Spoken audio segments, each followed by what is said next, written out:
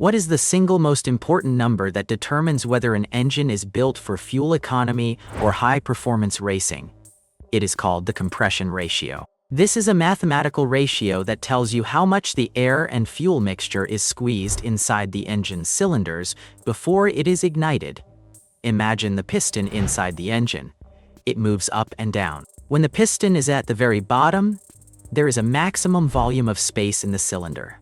When it moves to the very top, that space is squeezed down to a minimum volume. The compression ratio is the difference between that large volume and the small volume. For example, if the ratio is 10:1, it means the mixture is compressed into a space 1/10 of its original size. In the United States, you need to know this because it dictates what kind of gas you put in your car.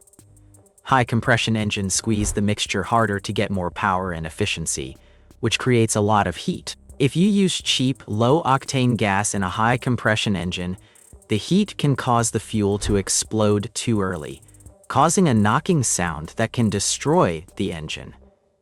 That is why high-performance cars require premium gas. On the other hand, a lower compression ratio is often used in engines with turbochargers, because the turbo is already forcing extra air in, so the piston does not need to squeeze it as much.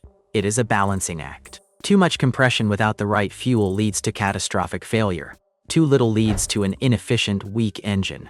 This ratio is the heart of the engine's character, defining its thermal efficiency and its power output. It is not just a spec on a sheet. It is the physics defining how your car turns gasoline into motion.